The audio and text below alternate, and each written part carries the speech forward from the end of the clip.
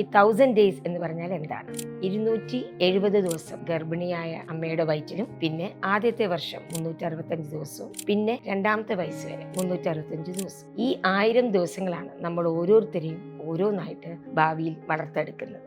കുഞ്ഞുങ്ങൾക്ക് ആദ്യത്തെ 6 മാസം മുലപ്പാൽ മാത്രമേ കൊടുക്കുവാൻ പാടുള്ളൂ. 6 മാസം കഴിഞ്ഞാലാണ് നമ്മൾ ബാക്കി ഭക്ഷണങ്ങൾ നമ്മൾ തുടങ്ങും. അതിനെയാണ് നമ്മൾ കോംപ്ലിമെന്ററി ഫീഡിങ് എന്നൊരു വാക്ക് യൂസ് ചെയ്യുന്നത്. എന്തുകൊണ്ട് ഈ മുലപ്പാൽ മാത്രം കൊടുക്കുവാൻ പറയുന്നു വെച്ചാൽ, ഇത് കാരണം കുട്ടികളിലുള്ള അലർജി, ആസ്മ, ATP കുറഞ്ഞു കിട്ടും. കുട്ടികൾക്ക് വയറ്റിളക്കവും ന്യൂമോണിയയുടെ സാധ്യതകൾ വളരെ കുറവായി കിട്ടും. 6 മാസം കഴിയുമ്പോഴാണ് കുട്ടികൾ നാക്കിലൊരു ഭക്ഷണം വെച്ച് കഴിഞ്ഞാൽ അത് വിഴുങ്ങാൻ പറ്റുകയും 8ാം മാസം ആകുമ്പോൾ നാക്ക് 2 വശത്തോട്ടും മൂവ് ചെയ്യാൻ പറ്റുകയും, അതുകൊണ്ടാണ് നമ്മൾ 6 മാസം ഒരു ഭക്ഷണം സ്റ്റാർട്ട് ചെയ്യുന്നത്.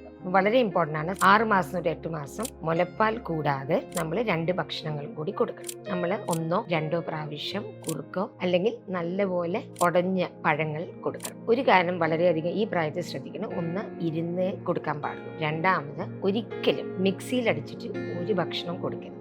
ഒരു 8 മാസം തൊട്ട് 10 മാസം വരെ മുലപ്പാൽ കൂടാതെ 3 ഭക്ഷണങ്ങളും 1 2 പ്രാവശ്യം പോഷക മൂല്യമുള്ള സ്നാക്സും നമ്മൾ ആ സമയത്ത് കൊടുക്കണം. ഈ സമയത്തൊക്കെ രക്ഷകർത്താവോ നോക്കുന്നവരെ ചെയ്യേണ്ട കാര്യം, കുഞ്ഞിന്റെ മുഖത്തോട്ട് നോക്കണം, കുഞ്ഞിനോട് ഐ കോൺടാക്ട്, കണ്ണിനോട് കണ്ണ് നോക്കണം, കുഞ്ഞിനോട് സംസാരിക്കണം. അല്ലെ മൊബൈലോ TVയോ വെച്ചല്ല കുഞ്ഞിന് ഭക്ഷണം കൊടുക്കണം.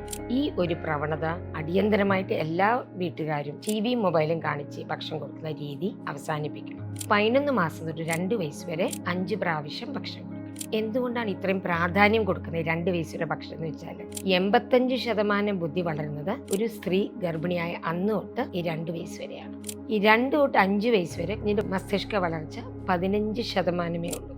ഈ കാലഘട്ടത്തിൽ കുത്തിവയ്പ്പുകളും എല്ലാം നമ്മൾ ചെയ്തു തരും.